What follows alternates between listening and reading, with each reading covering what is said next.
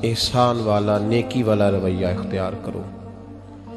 इस आया मुक़द्दसा पर बहुत सारे लोगों ने बहुत कुछ कहा है, लेकिन अल्लामा सैयद महमूद आलूसी उंदलसी रहमतुल्लाह अलैह ने फरमाया मोबाइल फ़ोन साइलेंट कर दें।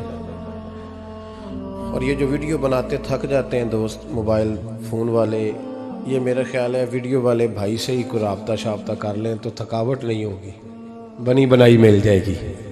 तस्वीरें इतना ज़्यादा ज़रूरी नहीं जितनी हमने ज़रूरत बना ली है, बस ठीक है, ज़रूरत के तहत ठीक है, इतना ज़्यादा इस पे फोकस ना करें वरना असल काम रह जाता है। हमने तो दिल में सजा रखी है तस्वीरें यार, बस ज़रा गर्दन झुकाई देख ली, तो इसलिए इतना ज़्यादा इसको ज़रूरी ना बनाएं, हद ही हो गई है तस्वीरों वाली। मैं तो गुजारिश करता रहता हूँ कि इश्तिहार भी बगैर फ़ोटो के छपे तो ज़्यादा अच्छा लगता है।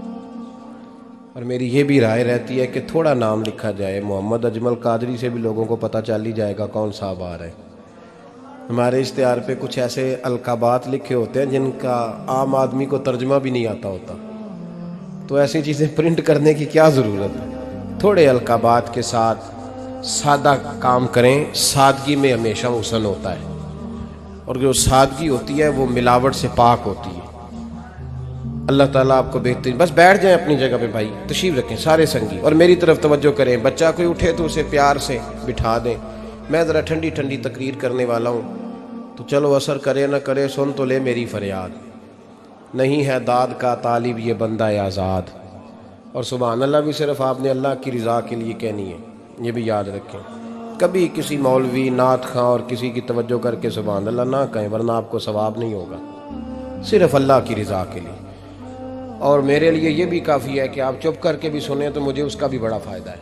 सुनना बहरहाल आपके लिए बेहतर है, उस पर ज़रूर सुने। मैं छोटा आदमी हूँ, लेकिन कुछ बातों से बड़ा परेशान हो जाता हूँ। जब लोग कहते हैं ना जिसका ईमान है वो पढ़े, तो जो बेचारा टेंशन में बैठा है, सोच कहीं और चली गई है, वो बेईमान तो नहीं ना। तो क्यों इस किस्म के जुमले हम बोलते हैं जिनकी शरीयत ही हमें गुंजाइश नहीं देती, इजाज़त नहीं देती कि जिसका ईमान है वो हाथ खड़ा कर ले। तो जिसने ताज़ा बाईपास कराया दिल का, वो हाथ खड़ा करेगा तो मर जाएगा बेचारा, उसको हुक्म है कि वो नीचे रखे। ये जज्बा है, ज़रूर होना चाहिए। हाथ खड़े दिए ही अल्लाह रसूल ने अपने लिए हैं तो होना ज़रूर चाहिए, लेकिन इसको इतना फ़र्ज़ नहीं समझना चाहिए माहौल में बहुत ज़्यादा। और एक और बड़ा इशू है हमारी महफिलों में, वो नोट फेंकने का है। क्या ज़रूरत है, नजराने का ये स्टाइल नहीं, ना ये काम करें। मिलाद की महफिल में आके भी गरीब आदमी परेशान रहता है, वो कहता मेरे को दत्थी होंदी तो मैं भी अगे बहदा, लिहाजा पीछे बवो लोग के दत्थी जो कोई नहीं। इसलिए मिलाद की महफिलों में भी जो 50,000 रुपया देता है उसकी सदारत होती है, इसका कोई मतलब नहीं। ये जो स्टेज है ना जिस पे आप लोग हमें देख रहे हैं, तो मेरे जैसे लोग आ गए हैं तो खराबी हुई है, वरना तो ये पीर मेरे अली शाह का स्टेज है, वरना जो मुहद्दिस आज़म मौलाना सरदार अहमद साहब का स्टेज है। इस पे तो जो जिसका दिल आता है वो कहता जा रहा है, पता ही नहीं कोई क्या बोल रहा है और कौन किसका कलाम पढ़ रहा है। कोई उसने तहकीक नहीं कराई कि ये पढ़ने वाला था भी कि नहीं, कोई पता ही नहीं। बड़े बड़े शुअरा, मौलाना हसन रजा साहब जैसे लोग नात लिखते थे तो पहले चेक कराते थे कि ठीक है कि नहीं, अब पता ही कोई नहीं। ये बड़ा संजीदा स्टेज है, ये मियाँ शेर मोहम्मद शरकपुरी का स्टेज है, ये हज़रत अमीर मिल्लत का स्टेज है मेरे भाई, ये अल्लामा काज़मी का स्टेज है, और ये मेरे आला हज़रत फाज़िल बरेलवी के मानने वालों का स्टेज। इसमें कोई ऐसी हरकत ना करें और कभी भी महफिल को कमर्शियल ना बनाए। ज़िंदगी में याद रख लें, अल्लाह रसूल की बारगाह में भी जाना है। लोग आके शिकवा करते हैं फलाना मौलवी पैसे मांगता है, तो मैंने कहा वो इसलिए मांगता है कि आप देते हैं। आप मार्केट बंद कर दें तो बंदे सारे सही हो जाएंगे। ये मांगने वाले की गलती नहीं, ये रेट लगाने वालों की गलती है। जो चीज़ मार्केट में बिके ना वो बननी बंद हो जाती है। तो क्यों आप लोगों ने ऐसे लोग प्रमोट किए जिन्होंने नात बेची 10,000 की, तिलावत बेची 10,000 की, माज़अल्लाह तकरीर बेची, क्यों ऐसे लोग प्रमोट किए? करूँ मद है अहले दुवल रज़ा, पड़े इस बला में मेरी बला, मैं गदा हूँ अपने करीम का और मेरा दीन पारा है ना नहीं। और ये याद रख लो ज़िंदगी में, इसकी को थोड़ी और कम कर दें जी, अल्लाह आपको जज़ा दे, बरकत दे। ये भी याद रख लें कि गर्दन को झुका देता है खैरात का पत्थर, जहां में मांगने वालों के सर कभी ऊंचे नहीं होते। सर उसी का ऊंचा होता है जो देने का आदी होता है। जो कशकोले तलब दराज करके रखते हैं उनके भी कभी सर ऊंचे हुए हैं। वो किसी ने कहा था, मुझे बाद लोग फ़ोन करते हैं, कहते हैं साहब आपका रेट, तो मैं कहता हूँ तुहाड़े को दिता ही नहीं जाना। तो क्यों आप ऐसी बात करते हो भाई, हम बड़े कीमती लोग हैं, क्यों हमारा आप रेट लगाते हो। ये शेर सुन लें, ये शेर आपको फ़ायदा देगा, अगर याद हो गया तो बड़ा नफ़ा देगा। ये आरज़ुए करम और मैं आपसे करूं, ये आरज़ुए करम और मैं आपसे करूं, ये भीख उसको दीजिए जिसका खुदा ना हो। तो जिसको बेहिसाब मिल रहा हो उसको क्या ज़रूरत है हाथ फैलाने की। ये भीख उसको दीजिए जिसका, एक तरफ नारा लगता है कौन देता है देने को, दूजे पास आंदे ने दिया जे 20,000। और जालमा उन पे आंदा से नबी पाक को लेने ने, नजराना कोई तोहफा दे तो लेना सुन्नत है, लेकिन ये जो स्टाइल है ना कि तय करना, और पहले माड़े बंदे दी पहुंच ते महफल भी कोई नहीं रह गई, वो भी आंदा कमेटी निकलेगी तो जलसा करांगे, एडा महंगा जलसा, उसकी पहुंच में तो महफल भी कोई नहीं। गरीब आदमी तो अब तरस गया है नाच सुनने को भी, इसलिए कि इसका भी रेट है। बाज आए इस चीज से। हमारा आला हजरत फाजले बरेलवी रहमतुल्लाह अलैह तेल लेने चले गए दुकान पे, दुकानदार को बोतल दी तेल वाली, भर के दे दो। उसने भर के दी तो आला हजरत ने फरमाया कितने पैसे। उसने कहा जी वैसे तो 5 आने की है, आप हमारे आलिम दीन है, आप 3 आने दे दें। आला हजरत ने पूरे 5 दिए, फरमाया तो पूरे रख, मैं अहमद रजा हूँ, मैं अपना इल्म 2 आने का नहीं बेचा करता, तूने मेरा 2 आने रेट लगाया, आप आलिम है तो 2 छोड़ दें। इसलिए संजीदगी पैदा करें यार, कोई ज़रूरी नहीं, कोई सुनता है तो ठीक है, नहीं सुनता तब भी ठीक है। जिनकी पढ़ रहे हो वो तो सुन रहे हैं कि नहीं, ये काफ़ी नहीं कि जिनकी पढ़ रहे हो वो सुन रहे हैं। इसलिए मेहरबानी फरमाएं, इस माहौल को खासा संजीदा करें, इस पर ख़ास मेहनत करें। इसलिए नहीं कह रहा बनाने के लिए, मस्जिद में बैठा हूँ बावुज़ू हूँ, मेरा दिल नहीं मानता जब मैं स्टेज पे आऊँ तो कोई बंदा नारा लगाए। क्यों भाई, कुछ ज़रूरी है? बूढ़ा आदमी बेचारा बीमार बैठा है और इशा का वक़्त का वो आया हुआ है, और नबी पाक सल्लल्लाहु अलैहि वसल्लम ने फरमाया सफ़ेद बालों की इज़्ज़त इसी तरह है जिस तरह तुमने अपने अल्लाह की इज़्ज़त की है। ये बुखारी मुस्लिम की हदीस है। फटाफट खड़े हो जाओ जी, पीर साहब आ गए थे, पीर साहब टाइम ना लाਉਂਦੇ ਆ। क्यों ये काम करते हैं? कुछ भी नहीं होता, जो इज्जत करता है उसका पता होता है दिल से कर रहा है। बैठा रहने दे लोगों को, कोई फ़र्क नहीं। ये बड़ी खूबसूरती पैदा करें, आप माहौल को सही करें, आपके जलसे कई गुना ज़्यादा बड़े हो जाएंगे इंशाअल्लाह ताला। और मेरी आखिरी गुजारिश, तमीदी बात कर रहा हूँ, वो ये है कि महफिलों की तरतीब लगाएं। जो कारी साहब ने इशा के फ़ौरन बाद तिलावत की, उन्होंने भी कुरान ही पढ़ा था, वो बेकायदा क्यों थी? फिर जो दोबारा 1.5 घंटे के बाद बाकायदा शुरू हो गई तो वो कुरान पाक नहीं था, कहते उन बाकायदा शुरू होने लगी है। क्या मतलब है इसका? बाकायदा महफिल इशा के बाद शुरू करें, टाइम दें, नात खां को वक़्त दें और दुआ का टाइम लिखें। आप मेरे पास कभी आए, हज़ारों का जलसा होता है हमारा, लेकिन हम 1.5 घंटे से ज़्यादा महफिल करना मुनासिब ही नहीं समझते।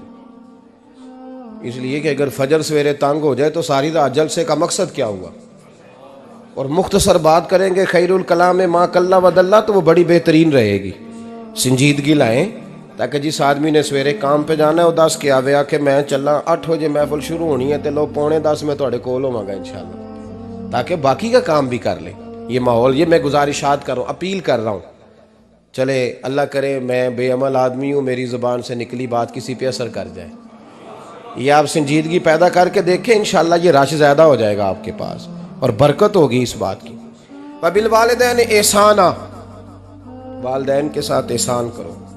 अल्लामा सैयद महमूद आलूसी अंदलसी रहमतुल्लाह अलैह साहिब तफसीर रूहुल मानी फरमाते हैं, आप फरमाते हैं अल्लाह करीम ने कहा वालिदैन के साथ एहसान करो। इसका तर्जुमा क्या है? आप फरमाते हैं इसका मतलब ये है कि जितनी कोई बंदा नेकी करे, अगर उसके मुताबिक नेकी कर दी जाए तो वो बदला होती है, और अगर थोड़ी बढ़ा के की जाए तो वो एहसान होती है। फरमाया रब करीम फरमाते हैं इस तरह करो, ज़रा सोच लो बचपन से लेकर आखिर तक, जहाँ तक तुम मौजूद हो तुम्हारे माँ बाप ने तुम्हारे साथ क्या किया है। अगर उससे बढ़ा के करोगे तो इसका मतलब है तुमने एहसान किया है। माँ बाप जो होते हैं ना, ठंडी छाँव, मीठी जिंदगी। माँ अनपढ़ भी हो ना तो कम से कम यूनिवर्सिटी होती है, और बाप अगर बिल्कुल अंगूठा छाप भी हो ना, किसी कॉलेज में, मदरसे में, इदारे में ना पढ़ा हो, तो बेटे के हक में जिन चीजों की जरूरत होती है वो सारी अल्लाह बाप को अता करके भेजता है। माँ बाप को ना कुछ इल्म लदुनी अल्लाह देता है कि बच्चों के लिए कैसे आगे बढ़ना है। माँ बाप एक हुस्न है मुआशरे का। रब तबारक व तआला की देखे ना, अल्लाह अकबर, दुनिया में किसी की मोहब्बत जांचनी हो ना तो मोहब्बत की तमसील दी जाती है। तिलकल अमसालु नदरिबुहा लिन्नास, अल्लाह लोगों के समझने के लिए मिसालें बयान फरमाता है। अल्लाह तबारक व तआला ने जब अपना आप समझाना चाहा ना, तवज्जो है मेरी बात पर, जब मालिक ने अपना आप समझाना चाहा तो मेरे रब ने माँ बाप की मिसाल बयान फरमाई। रब्बिरहमहुमा कमा रब्बयानी सगीरा, या अल्लाह उन दोनों पे रहम फरमा। और ये लफ्ज़ रब यहाँ दो माने में आया है, उलमा बैठे। रब का माना होता है तदरीजन पालना का, या अल्लाह उन दोनों पे रहम फरमा जिन्होंने मुझे रब बन के पाला। यानी मतलब क्या, यहाँ रबूबियत का माना पालने के माने में, तदरीजन पालना। मेरे नबी पाक सल्लल्लाहु अलैहि वसल्लम ने फरमाया अल्लाह तुमसे 70 माओं से ज्यादा मोहब्बत फरमाता है। ये इमाम सयूती ने दुर्रे मंसूर में रवायत लिखी है। अच्छा भाई, अल्लाह ने भी मिसाल माँ की बयान फरमाई। फरमाया घर जाके अपनी अम्मा को देख लो, अम्मा तुमसे कितना प्यार करती है। बस उस प्यार को तोलना शुरू कर तो 70 माओं से भी ज्यादा रब तुमसे मोहब्बत फरमाने वाला है। माँ के सीने में ना, देखे ना, एक बच्ची होती है बीए, वो उसने कर लिया, उसकी अम्मा रोज कहती है बेटे सवेरे उठा कर। सास के पास जाएगी तो वो कहेगी कि इसकी अम्मा ने सवेरे उठना सिखाया ही नहीं, और बेटी कहती है अम्मा जी तो जावांगी वेखी जाएगी। अच्छा, उसकी शादी हो गई, उसकी सास ने आहिस्ता आहिस्ता शिकवे शुरू कर दिए, खामन से कहने लगी तू इसको उठाता ही नहीं सवेरे। वो भी कहता है कमरे में जाके अम्मा शिकवा करती है तू उठती नहीं। और बच्ची लाडली थी, वो नहीं थी उठती टाइम पे। जिंदगी के 22 साल 23 साल वो सवेरे नहीं उठी, वक़्त पे नहीं उठी, मिसाल दे रहा हूं। फिर उसी बेटी को अल्लाह ने एक बेटा अता कर दिया। सुबह 100 आवाज उसकी अम्मा देती थी पर उसकी आंख नहीं खुलती थी, लेकिन उसी बेटी का बेटा सहरी के वक़्त हल्का सा रोता है। सारी दुनिया सोई है पर अम्मा उसकी फटाफट जागती है, फटाफट जागती है। एक आदमी था तो उसकी बीवी इंतकाल कर गई और उसने तलाक दे दी। 10-11 साल का उसका बेटा था, उसने दूसरी शादी कर ली। एक दिन अपने बेटे से कहने लगा बेटे वो सगी अम्मा ठीक थी या ये वाली ठीक है? तो बेटा कहने लगा अब्बा जी ये ठीक है, वो सगी अम्मी झूठ बड़े बोलती थी, सगी अम्मी झूठ बड़े बोलती थी, झूठी थी, ये सच्ची है। उसने कहा बेवकूफ तेरी माँ झूठी थी। उसने कहा अब्बा बड़ी। क्या किस तरह? कहने लगा अब्बा जी मैं ना, कभी आपको पता मैं शरारती हूँ, कभी मैं शरारत करता था ना, कोई बर्तन तोड़ देता था तो मेरी सगी अम्मा मुझे थप्पड़ मार के बाहर निकालती थी, कहती थी मैं ताला लगाऊंगी बावर्ची खाने को, तुझे सारी रात रोटी नहीं देनी, तू आज भूखा ही रहेगा। बिल्कुल नहीं देना, सारी रात नहीं देना। बड़े दावे करती थी, कसमें उठाती थी, पर बड़ी झूठी थी। आधा घंटा भी नहीं गुजरता था तो गलियों में मुझे ढूंढने लग जाती थी,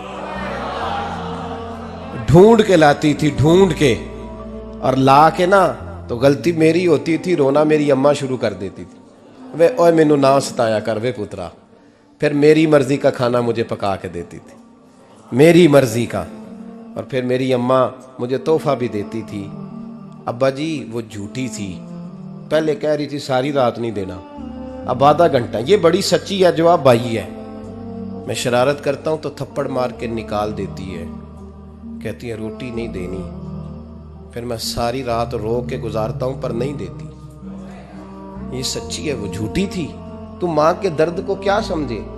बच्चे तो कहते हैं अम्मा ने हमें कैद कर दिया, अम्मा कहती है मेरी मर्जी से खाओ। और तुझे नहीं पता उसने कैद नहीं किया, वो तुमसे प्यार बड़ा सच्चा करती, और बड़ा सच्चा प्यार करती है तेरे साथ, बड़ा सच्चा। बेटा बर्गर खा के आ जाता है, अम्मा कहती है रोटी खा ले, कहता नहीं आपने बैंगन पकाए हुए हैं मैंने नहीं खाने।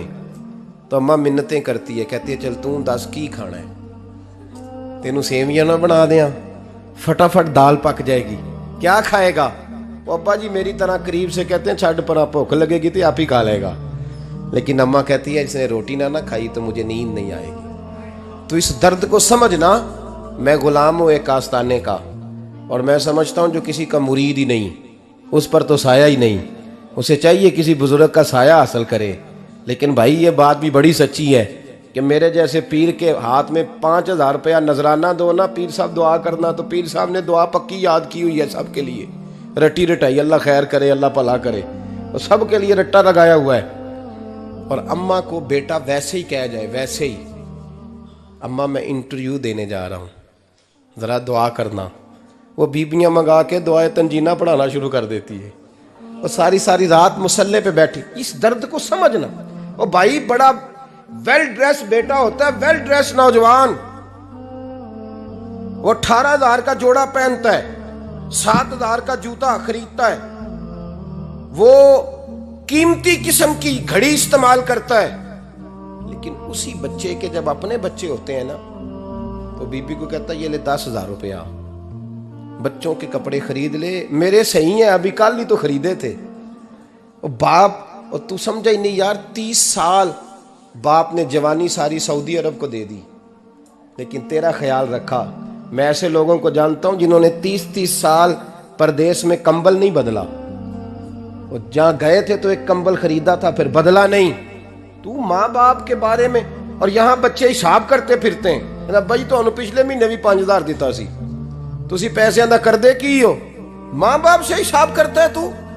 तिरमिजी शरीफ के लफ्ज हैं, एक सहाबी ने आके अर्ज की या रसूल अल्लाह पैसे विरासत के नहीं, मेरे अब्बा जी ने नहीं दिए मुझे, और मैंने खुद मेहनत करके कमाए, अब मेरा अब्बा मुझसे पैसे मांगता है तो क्या करूं, और मेरे हैं, मैंने कमाए हैं, अब्बा जी ने नहीं दिए, विरासत नहीं, हिस्सा नहीं मिला। हुजूर मेरा अब्बा मांगता है तो मेरे लिए हुक्म क्या है? तो नबी पाक ने फरमाया क्या कहा तुमने, पैसे तेरे हैं? कहा हुजूर हाँ। तो फरमाया अब्बा किसका है? कहा या रसूलल्लाह मेरा। तो फरमाया अगर तू अपने वालिद का है तो तेरी हर शय तेरे वालिद की है, तू भी तेरे वालिद का है तो तेरा माल भी तेरे। माँ और बाप ये तो हुस्न है जिंदगी का, ये तो वकार है इंसान का। जब तक माँ बाप का हाथ पकड़ के चलोगे ना, रास्ते सीधे रहेंगे, और जिस दिन उंगली छोड़ के सड़क पे निकलना पड़ा ना, सर चकराने लगेगा। याद रखना ये बड़ा मुश्किल काम होता है। लोगों का तो रुख ही उस दिन वादे होता है जिस दिन आदमी साये से महरूम होता है। अम्मा तो कमरे में पड़ी हो ना, औरंगजेब आलमगीर की मां फौत हो गई, 350 कमरा था महल का, और अम्मा 12 साल टांगों से माजूर रही औरंगजेब आलमगीर की। अम्मा 12 साल कमरे से निकल नहीं सकी, साथ ही वाशरूम था या जो भी उस दौर में तरीका था।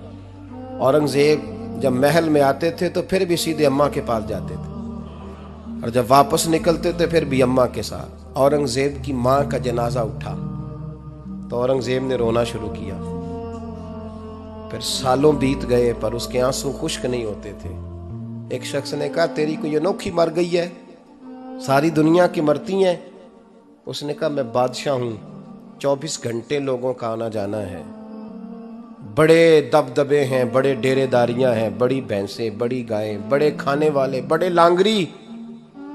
मेरी माँ बूढ़ी थी, एक कोने में पड़ी रहती थी, पर जब से वो गई है ये मुझे महल नहीं लगता, मुझे कब्रिस्तान लगता है। मुझे लगता है ये कब्रिस्तान है। माँ और बाप तो तेरी नेमत है भाई। हम बच्चे, हमारे आजकल के बच्चों ने एक मसला बड़ा पक्का याद कर लिया, कहते मौलाना पीर साहब पसंद की शादी करना जायज नहीं। मैं कहता हूं साहब और भी बड़ी चीजें जायज है, सिर्फ एक ही शय जायज रह गई है। रसूल पाक सल्लल्लाहु अलैहि वसल्लम सिवाय अल्लाह के किसी के पाबंद नहीं, किसी के पाबंद नहीं। पर जनाब सैयदा खतीजतुल कुबरा रदी अल्लाह ताला अन्हा ने पैगामे निकाह दिया, या रसूलल्लाह मैं शादी करना चाहती हूँ, हुजूर किसी के पाबंद नहीं। पर मेरे महबूब ने फरमाया मेरा चचा मेरे वालिद की जगह है, मैं अपने चाचा से पूछ के तुम्हें जवाब दूंगा। यह है पसंद की शादी जो मेरे नबी ने बयान फरमाई है। तू सारा कुछ क्रॉस कर करके गुजर जाता है। यहां तो हाल यह है कि पालने वाला कोई और साये में बैठने वाला बाग तेरे दी कर कर राखी मैं सारी उम्र गुजारी। तो जदों ये फल पकन ते आया ते लै गए होर व्यापारी। और बेटा गुजरता है अम्मा के दरवाजे के आगे से, अम्मा के दरवाजे के आगे बेटा अमरूद लेके आया है 6 किलो। तवज्जो है मेरी बात पर? इधर देखें जी, छोड़ें थोड़ी देर हमारी सुने। वो अमरूद लेके आया 5-6 किलो, तो अम्मा के दरवाजे के करीब से गुजर गया रात को। तो कमाई खाने का टाइम आया ना, तो गुजर गया। तो वो वजीर आजम से डरता है ना, तो जाके बीबी से कहता है बीबी के हकूक देना भी रसूलुल्लाह की सुन्नत है। लेकिन ये क्या बात हुई, तूने बीवी और मां का मुकाबला शुरू करा दिया? समझ तो सही, ये तेरे लिए काबे की जगह है और तू बीवी के लिए काबे की जगह है। उसे भी समझना चाहिए, गौर करना चाहिए। 5 किलो अमरूद लेके तो मां के कमरे के करीब से गुजर गया है। बीबी को जाके कहता है चल आधा किलो अम्मा को भी दे, या उसके कौन से दांत हैं।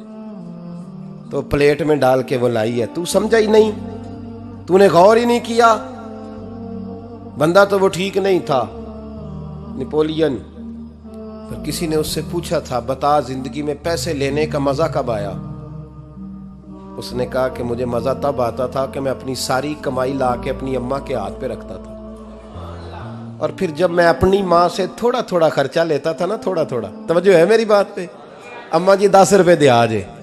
कहते जब मैं थोड़ा थोड़ा खर्चा लेता था ना, तो मुझे यूं लगता था जैसे मैं बादशाह वक्त के सामने खड़ा हूं और वो खजाने का मुंह खोल खोल के मुझे देता जा रहा है। तो इस जायके को समझ तो सही भाई, तो इसको समझ तो सही भाई। याद रखें और गौर करें, माँ और बाप। अभी ये भी सुन लें, नबी पाक सल्लल्लाहु ताला अलैहि वसल्लम ने माँ बाप के लिए फरमाया हुमा जन्नतुका व नारुक, यही तेरी जन्नत है और यही तेरे लिए जहन्नम है। अगर ये राजी हो गए तो तेरे लिए जन्नत है, नाराज हो गए तो चाहे तू 100 पीर के मज़ार पे हाजिरी दे आ, लेकिन जब तक अब्बा राजी नहीं उतनी देर तक अल्लाह राजी। ये हदीस पाक है, हुजूर ने फरमाया जिसके वालिद राजी उसका अल्लाह राजी, और जिसका बाप नाराज उसका अल्लाह। हाँ बेशक, अब ये हदीस है ना, तो सारे वली एक तरफ बैठ जाएं, कहें या अल्लाह बख्श दे मुरीद को, लेकिन अगर अब्बा कहे या अल्लाह ना माफ करना, तो अल्लाह उन औलिया की नहीं मानता, वालिद की मानता है। इसलिए बुल्ले शाह आसमानी उड्डियां पढ़ना है, जेड़ा घर बैठा उन्होंने पढ़िया ही नहीं। भाई याद रखो, माँ बाप से प्यार करो, इनकी खिदमत करो, इनके पास बैठा करो, और माँ बाप को टाइम दें, वक़्त दें, चंद घड़ियां उनके पास बैठें। आप यकीन करें, अब्बा जी से आप मशवरा कर ले, सिर्फ मशवरा, मर्जी बेशक अपनी करें, लेकिन उस मशवरे में आपको इतना साया मिलेगा कि जिंदगी में कभी नाकामी नहीं होगी। पर असी सज्जन दी मन्नी, अब्बे दी नहीं मन्नी। तो फट्टे पे जो नलायक हमारी तरह का बैठा है, उससे मशवरा लेना है, वालिद से नहीं लेना। बाप के पास बैठे, उससे मशवरा लें। मेरे अब्बा जी किसान थे, मैंने अपनी जिंदगी में ढेरों चीजें अपने बाप से सीखी हैं, दर्जनों चीजें सीखी। मेरे वालिद बड़े खुददार थे, मिजाज में अजीब सी खुददारी थी। कोई बंदा कभी हाल पूछ लेता था ना कि हालात किस तरह के हैं, तो फरमाते थे भाई अगर बताना हुआ तो अपने अल्लाह को बताऊंगा। अल्हम्दुलिल्लाह बड़ा फजल है, मैंने उनके हाथों पे हमेशा छाले देखे, हमेशा छाले, लेकिन उनका हाथ कभी किसी दुनियादार के सामने फैलता हुआ नहीं देखा। लोग मुझे कहते हैं आप किस पीर साहब के साहबजादे हैं, तो मैं कहता हूँ मैं उस पीर का साहबजादा हूँ जिसने मेहनत करके हलाल की कमाई खाई सारी जिंदगी। ये लोग पीर नहीं होते, ये मुर्शिद नहीं होते, और मैंने दर्जनों चीजें सीखी उनसे। तो सीखने तो बैठ, तुझे हजारों चीजें मिलेंगी। भाई अपनी जिंदगी में माँ बाप की तरफ देखो, सबसे जरूरी काम है इन्हें वक़्त दो। अम्मा के ओ भाई बड़ा मुश्किल है दुनियादारों से तारीफ कराना, तो अम्मा दे कोल ते एवं 2 मिनट राती बईए ना आखी अम्मा पैर कटे ना रजाई चो तेरे घुट छड़ा, तो अम्मा कहती जा मेरा पुत्र थकिया आया है तू सो जाके, मैं कदों काम लगी सा, मैं कदों हलवा डई सा, जा सो जा जाके। बस ये कार्रवाई है।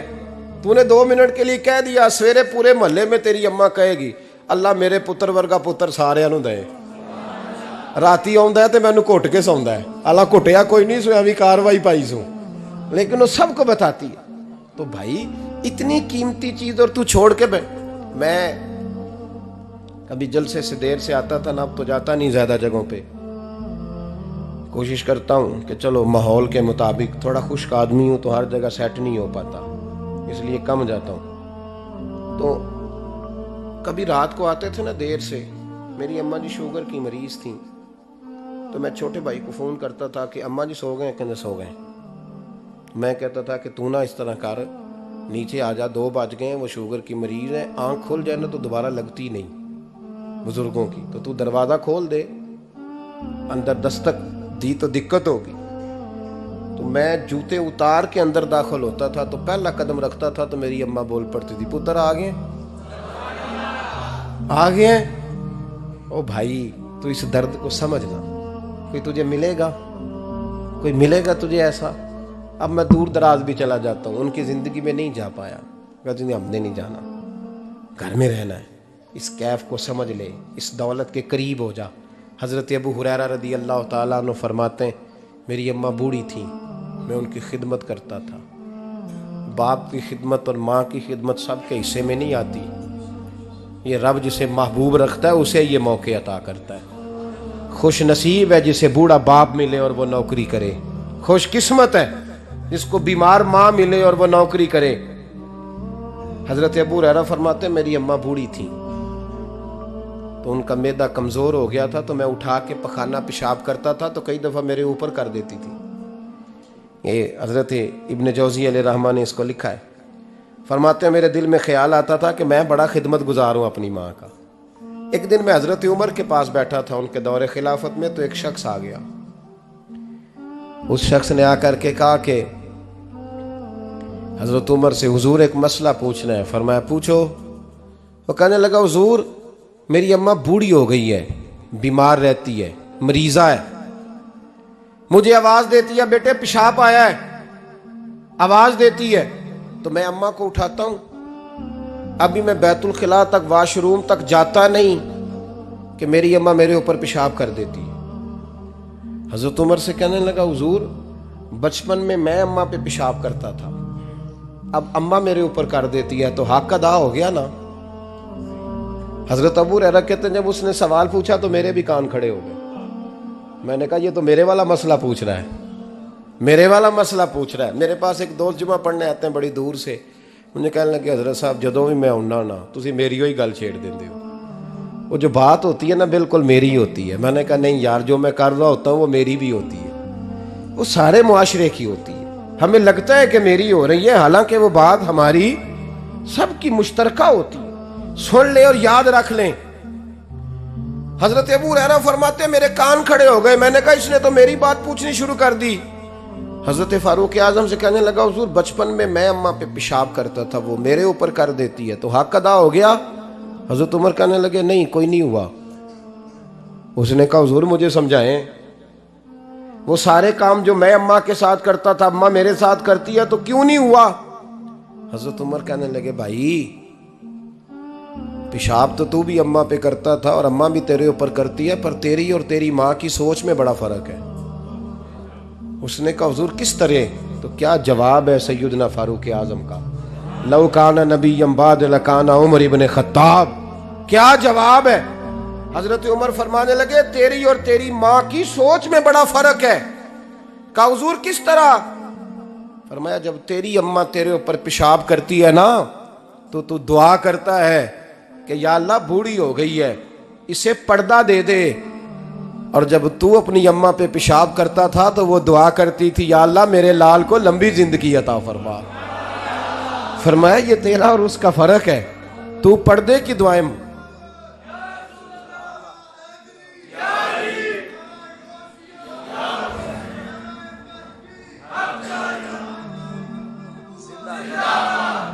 सुने अजीजों, कहा जब तेरी और तेरी माँ की सोच में, और नबी पाक सल्लल्लाहु अलैहि वसल्लम ने फरमाया है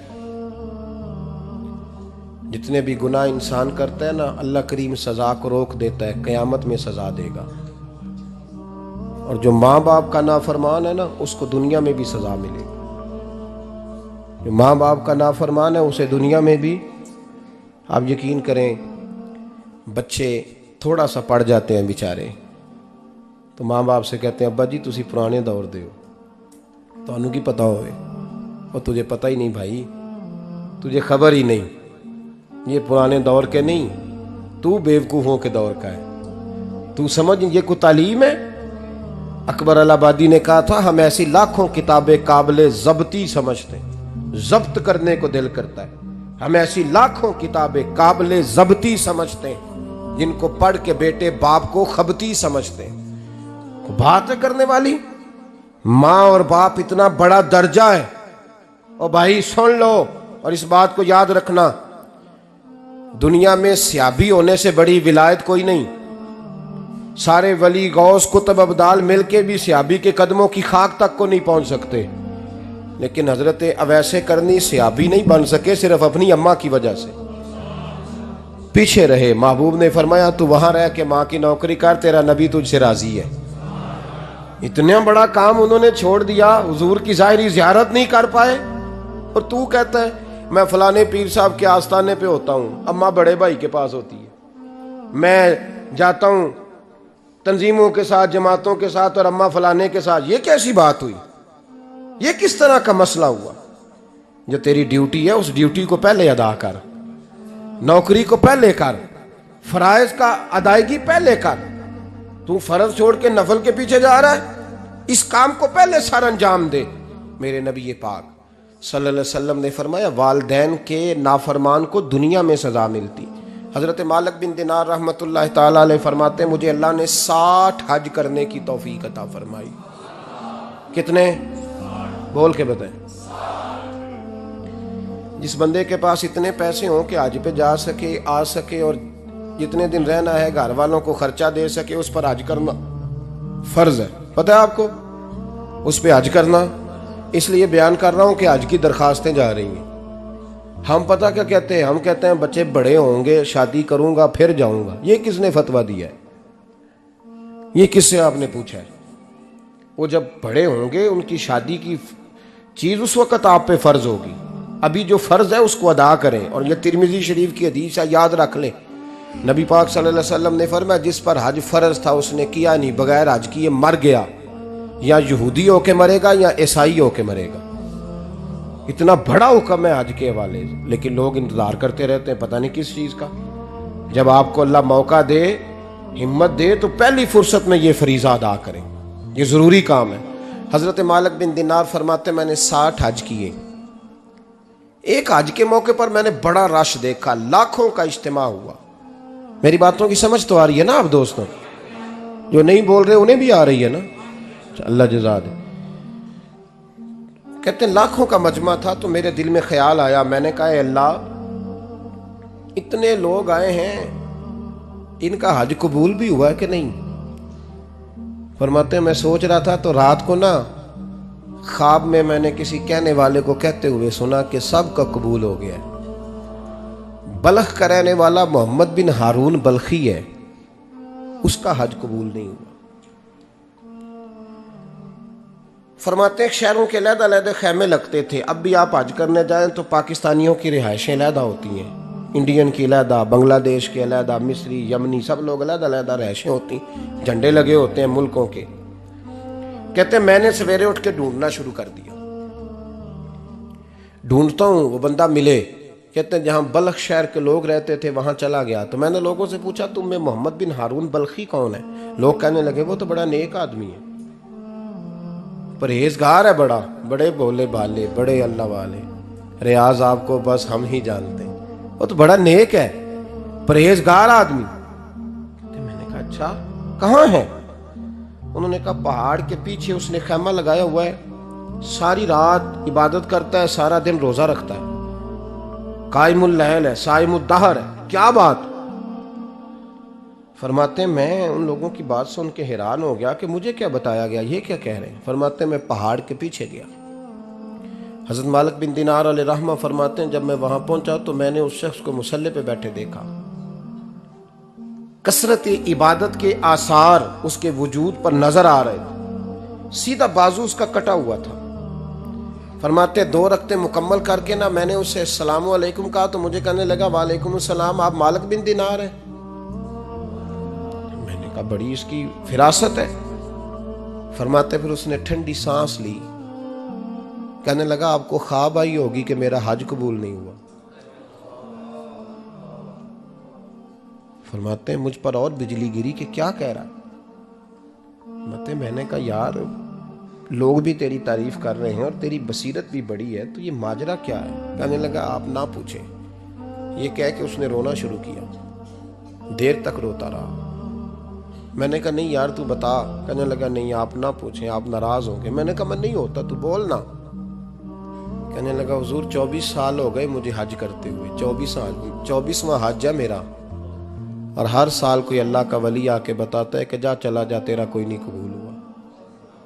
बेपरवाही वेख सज्जन दी, जिथे किसे दी पेश ना जावे, उन्हें ताजा वाले दर दर रोले ते मंगतियां तख्त बिठावे।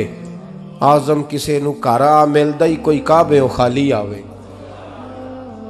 कहते हैं उसने मुझे कहा हुजूर 24वां हज है, हर साल कोई बताता है। मैंने कहा तेरी गलती। कहने लगा मैं अपनी माँ का नाफरमान। मैंने कहा वाकया क्या हुआ। कहने लगा हजरत अल्लाह ने मुझे दौलत दी, माल दिया, ज़मीनें दी, तो मैं अय्याश हो गया। आप यकीन करें अल्लाह लोगों को माल देता है तो वो समझते हैं मेरी चालाकी से आया है, मैं तेज़ बड़ा था इसलिए आया है। नाफरमान होते हैं। लेकिन जो रब लेना जानता है, देना जानता है, वो लेना भी। वारस शाह मान करी ना वारसा दा, रब बेवारसा करके मार दई। लोग बड़े स्मार्ट बन जाते हैं, उनकी गुफ्तगू में बड़ा तकब्बुर होता है, उनके निगाहों के अंदाज में बड़े, वो कहते हैं ओहो सब लोग बेवकूफ़ हैं, सिर्फ मैं सियाना हूँ, काम जो सही चल रहा है। ओ भाई 1 मिनट लगता है इंसान को बादशाह से फ़कीर होने में। एक इमाम मालिक रहमतुल्लाह अलैह बैठे थे, तो हारून रशीद आपसे कहने लगा इमाम अबू मालिक से, हजरत बताएं इस वक्त अल्लाह क्या कर रहा है। आप फरमाने लगे यार तू बड़े मोटे दिमाग का है, किस तरह के सवाल पूछता है। बादशाह था ना, कहा नहीं आप बताएं। तो इमाम मालिक फरमाने लगे तू तख्त पे बैठ के सवाल पूछता रहता है और मैं नीचे बैठ के जवाब देता रहता हूँ, नीचे आ फिर बताता हूँ। उसने कहा जनाब बताएं। फरमाने लगे तू सवाली है ना, तो तू नीचे बैठ और मैं ऊपर बैठता हूँ। कहा जनाब आ जाए। हारून रशीद नीचे आ गया, इमाम मालिक तख्त पे बैठ गए। फरमाने लगे अब बता क्या पूछ रहा था। कहने लगा हुजूर पूछा था अल्लाह इस वक्त क्या कर रहा है। फरमाने लगे रब इस वक्त तुझे समझा रहा है कि इस तख्त पे तकब्बुर न करना, 1 मिनट लगता है मैं तुझे उठा के मालिक को बिठा दिया करता हूँ। ये तुझे समझा रहा है, लिहाजा इस समझ पे कायम रहना, तकब्बुर न करना, 1 ही तो मिनट लगता है, ये तुझे समझा रहा है। तो वो शख्स कहने लगा मोहम्मद बिन हारून बल्खी इमाम मालिक बिन दिनार से कि हुजूर बड़ी दौलत थी तो मैं अय्याश हो गया था। रमज़ान का महीना था, अम्मा तंदूर में रोटियां लगा रही थी, मैं शराब पी के घर आ गया। हमारे यहाँ ये भी फैशन है ना, अब मेहंदी वाले दिन चौधरी साहब के डेरे पे जवान शराब पीते हैं, तो पूछते हैं हाजी साहब आप तो हाजी भी हैं, तो डेरे पे मुंडे क्या करते रहे। कहते मैं डेरे तो था मैनू नहीं पता, वो कार लगे सन। हाजी साहब आपको सारा पता है और अल्लाह आपसे पूछ लेगा। यहाँ तो कोई आदमी चुप कर जाएगा आपके किलों की वजह से, लेकिन अर्श के मालिक को भी तो जवाब देना है कि नहीं। क्या तरीका है देखिए ना, कुल वाले दिन महफिल और मेहंदी वाले दिन अल्लाह से सिर्फ दुखों का रिश्ता है, रसूलुल्लाह से सिर्फ गमों का रिश्ता है। अगर तूने ढोल ढमक्का शोर शराबा किया है शादी वाले दिन, तो कुल वाले दिन भी बजा, तेरा पता चले, जनाजे पे भी बजा। क्या तमाशा है। मजहब सिर्फ रस्म है, जरूरत है। कोई मर गया तो कुरान पाक खोल लो, बाकी जो मर्जी करो। हज भी कीती जांदे हो, लहू भी पीती जांदे हो, खो के माल यतीमां दा भेज मसीती जांदे हो, फट दिलां दे सींदे नहीं, टोपियां सीती जांदे हो, नफ्स ते छुरी फेर दे नहीं, बकरे कीती जांदे हो, फर्ज भुलाई बैठे हो, नफला नीती जांदे हो। ओ दसो ते सही बुल्ले नू ए की कुछ कीती जांदे हो। ओ दसो ते सही बुल्ले शाह नू की कुछ कीती जांदे हो। कोई तरीका है। कोल शरीफ पे मौलवी साहब तशरीफ लाइएगा, अब्बा जी के कोल है, तो मैं तो कहता हूँ बजा ना बैंड बाजे वाला आज भी, तेरा पता चले कि ये दो काम कैसे होते हैं। तू किस तरह 2 कश्तियों का, समझ नहीं आती बात की। मैं तो जाता ही नहीं बैंड बाजे वाली शादी पे, मैं कहता जो तुमको मर्दी पढ़ा लो ने कहा, हमसे नहीं 2 काम होते। अल्लाह रोजी देने वाला है, एक ही करते हैं, 2 रंगी छोड़ के यक रंग हो जा। सरासर मोम हो जा या संग हो जा, मौज करो। हम इस चक्कर में पड़ते ही नहीं, हम वो रास्ता ही छोड़ देते हैं जो हमारी तबीयत के मुताबिक नहीं होता। बस खत्म हो गई बात। इसलिए गौर करें और याद रखें इस बात को। इमाम मालिक बिन दिनार रहमतुल्लाह अलैह फरमाते हैं, मुझसे कहने लगा पैसे आए तो मैं अय्याश हो गया। रमज़ान का महीना था, असर के बाद मेरी अम्मा इफ्तारी की तैयारी कर रही थी। मैं गया, मैंने कहा शराब पी हुई, अम्मा रोटी दे। तो अम्मा कहने लगी शर्म कर, शर्म कर, रोज़ा रखा नहीं तो जिन्होंने रखा है उनका तो ख्याल कर। कहते अम्मा की बात का मुझे गुस्सा लगा। मैं कहा करता हूँ बदनसीब है वो बेटा जिसका बाप उससे बात करते हुए डरता है कि पता नहीं कहां से बोलेगा। बदनसीब नहीं वो बेटा जिसकी मां उससे बात करते हुए सहम जाती है कि पता नहीं कौन सी बोली बोलेगा। बदनसीब नहीं कि मां बाप भी जिससे खोल के बात ना कर सके। हजरत मालिक बिन दिनार से कहने लगा, अम्मा ने जब कहा ना शर्म कर तो मुझे गुस्सा आया, मैंने मां को थप्पड़ मारा और मेरी मां जलते हुए तंदूर में गिरी। लोगों ने मुझे पकड़ के अंदर बंद कर दिया कमरे में। सारी रात मैं शोर सुनता रहा पर नशे में धुत रहा। सवेरे आंख खुली तो मेरी बीवी बैग बांध रही थी। मैंने कहा कहाँ जा रही हो? कहने लगी जो माँ का नहीं बना मेरा कैसे बनेगा। और मैंने कहा मेरी अम्मा का। वो तो लोगों ने रात को ही दफन कर दी जनाजा पढ़ के। तड़प के कहने लगा मुझे क्यों नहीं बताया? तो कहते हैं लोग कहने लगे तेरी मरती हुई माँ कह गई थी इसे मेरा मुंह ना देखने देना। मेरे जनाजे के करीब ना आए। हजरत मालिक बिन दिनार फरमाते हैं जब उसने ये बात सुनाई तो मैंने भी उसके मुंह पे थप्पड़ मारा। मैंने कहा तू इसी काबिल है। कहते हैं वो रोने लगा, हुजूर दुआ करे अल्लाह मुझसे राजी हो जाए। कहने लगा जब माँ की इंतकाल की खबर मिली तो मैंने कुल्हाड़ी लेके वो हाथ काट दिया जिससे माँ को मारा था। मैंने सारी जायदादें खिरात कर दी। 24 साल हो गए, 24 साल। सारी रात नमाज पढ़ता हूँ, रोज़ा रखता हूँ, हज करता हूँ, पर हर साल कोई आके कहता है जा दौड़ जा तेरा कोई नहीं कबूल हुआ। हुजूर दुआ करे मालिक राजी हो जाए। फरमाते मैं थप्पड़ मार के आ गया। मैंने कहा तुझसे राजी हो जाए इतने जालिम से? इमाम मालिक फरमाते हैं रात को आके सोया तो मुझे ख्वाब में रसूल पाक का दीदार हुआ। तो नबी पाक अलैहिस्सलाम ने फरमाया मालिक तू उसे मायूस क्यों कर आया है? अल्लाह तो बड़ा मेहरबान है। कहा हुजूर माँ के नाफरमान को माफी कैसे मिलेगी? तो इमाम मालिक फरमाने लगे नबी करीम ने फरमाया जा उसे जाके बता दे तुझे कयामत में तेरी माँ की वजह से बख्श दिया जाएगा। कहा हुजूर अम्मा की वजह से किस तरह? तो महबूब फरमाने लगे इसकी माँ कयामत में इसके खिलाफ मुकदमा दायर करेगी रब करीम की अदालत में। ए अल्लाह मैंने 9 माह पेट में रखा, दर्द सह के इसे जना, जिगर का खून पिला के पाला और इसी ने मुझे कत्ल किया। रब करीम इसकी माँ का मुकदमा सुन के कहेगा उठाओ इसको दोज़ख में फेंको, इसने माँ जलाई थी इसे भी जलाओ। महबूब फरमाने लगे जब पकड़ करके मालिक उसको मोहम्मद बिन हारून को लोग ले जाएंगे ना जहन्नम की तरफ, अभी फरिश्ते घसीटेंगे ही तो पलट के फिर अम्मा की तरफ देखेगा और दूसरी दफा फिर घसीटेंगे तो पलट के देखेगा और तीसरी दफा फिर पलट के कहेगा अम्मा ये मुझे जलाने लगे, अम्मा ये जहन्नम में फेंकने लगे। मेरे हबीब फरमाने लगे वो जल के मरने वाली माँ वहां भी बोल पड़ेगी, कहेगी या अल्लाह चल मैंने माफ किया तू भी माफ कर दे। ऐ अल्लाह मैंने माफ किया तू भी माफ कर दे, अल्लाह तू माफ कर दे इसे, अल्लाह तू इससे दरगुजर फरमा, इसे माफ कर दे। मेरे महबूब पाक अलैहिस्सलाम फरमाते रब करीम कहेगा इसने तुझे जलाया, तो कहेगी अल्लाह ये तो बेटा था इसने जला दिया, मैं माँ हूँ, मेरे सामने जले तो मैं कैसे बर्दाश्त कर सकती। फरमाया उसने जला के मारा था पर उसी माँ की वजह से रब करीम इसे जन्नत अता फरमाएगा। पलटा पलटा जा जाके माँ के पैरों में बैठ, जा सवेरे अनपढ़ बाप से दुआ कराया कर, जा बिल्कुल अंगूठा छाप बाप से सुबह दुआ कराया कर, देख रब करीम तेरे लिए रहमतों के दरवाजे खोल देगा। और आखिरी बात ये भी सुन ले, माँ बाप के इंतकाल के बाद रिश्ते खत्म नहीं होते। रिश्ते खत्म क्या दुआ मांगते हो नमाज में? रब्बना इग़फिर ली इसका मतलब है माँ बाप तो है ना, वो जो औलाद बचपन में चली जाएगी ना, नाबालगी में, छोटे बच्चे, वो क़यामत में माँ बाप की सिफारिश करेंगे। माँ बाप के इंतकाल के बाद भी आला हज़रत फाज़िल बरेलवी ने 12 हुकूक लिखे हैं माँ बाप के फतावा रज़विया में। फरमाया उनके दोस्तों से दोस्ती रख, उन्होंने वादे किए थे वो वादे पूरे कर, अगर उनके ज़िम्मे कर्जे हैं तो अदा कर, और अगर तेरे माँ बाप जो नेकियां करते थे वो नेकियां जारी रख। और इमाम जलालुद्दीन सयूती ने शरह सुदूर में लिखा है, ज़मीन पे रह के गलत काम ना करना, वरना फरिश्ते कब्र में जाके तेरे माँ बाप को कहेंगे तो कितनी बुरी औलाद पैदा करके आया। और फरमाया तू दुनिया में रह के अच्छे काम कर, चाहे दुआ मांग चाहे ना मांग, फरिश्ते कब्र में जाके कहेंगे क्या बात है तुम्हारे बेटे की, कैसा लाल पैदा किया है, दुनिया खैर से भर दी है।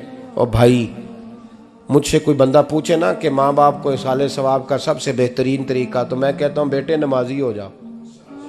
क्या कर, ताकि हर नमाज की आखिरी रकत में तो कहे रब्बना फिर ली, नमाज अल्लाह की, जिक्र माँ बाप का अल्लाह ने रख दिया है, रब्बना फिर ली हर नमाज की हर आखिरी रकत में ख़त्म शरीफ पढ़ा जाएगा। और नमाज के अंदर पढ़ेंगे इंशाअल्लाह ताला, पढ़ेंगे नमाज इंशाअल्लाह, वादा नहीं करा रहा। दाढ़ी किसकी सुन्नत है?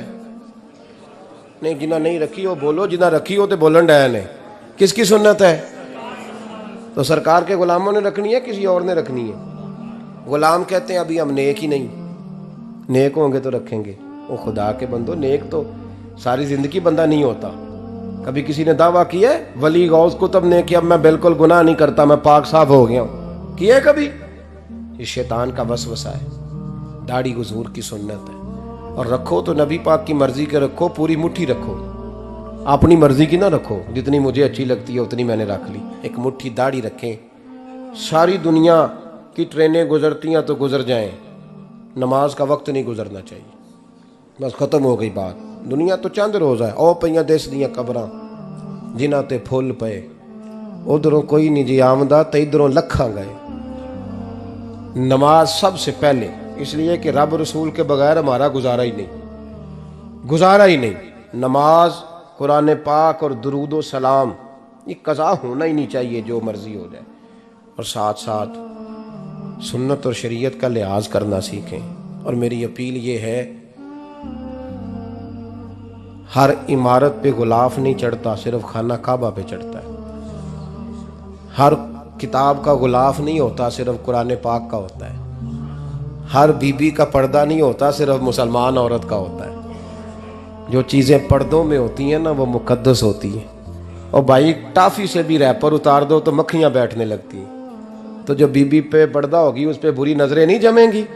ड्यूटी है आपकी, बेटियों को पर्दा कराएं, बहनों को पर्दा कराएं, माँ बाप माओं को गुजारिश करें। पर्दा हुस्न है मुसलमान का। जिस घर में पर्दा रहता है उस घर में अल्लाह के फरिश्ते रहमत नाज़िल फरमाते हैं। ये कोई फैशन, कोई तरीका, कोई मतलब ही नहीं इन चीज़ों। बापर्दा करें अपने घरों को। दुआ करता हूँ अल्लाह तबारक व तआला मेरी इस हाज़िरी को कबूल फरमाए। अल्लाह आप सब का आना कबूल फरमाए। और जो कुछ मैंने कहा, अल्लाह तबारक व तआला हमारे दिलों में, हमारी रूहों में इस जज्बे को जागुज़ी फरमाए। आखिर दावाना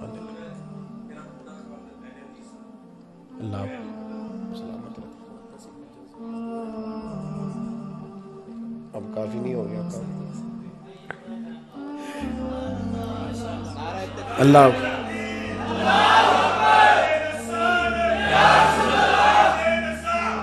इंशाअल्लाह जारी रहेगा। लब्बैक या रसूल अल्लाह, बारक अल्लाह ताला। सुने जी, एक बात करने को सामने कहा है, मैं कर देता हूँ। मैं तकरीर भी इतनी करता हूँ 35-40 मिनट की, यहाँ तो कुछ ज़्यादा हो गई है मेरा ख्याल है।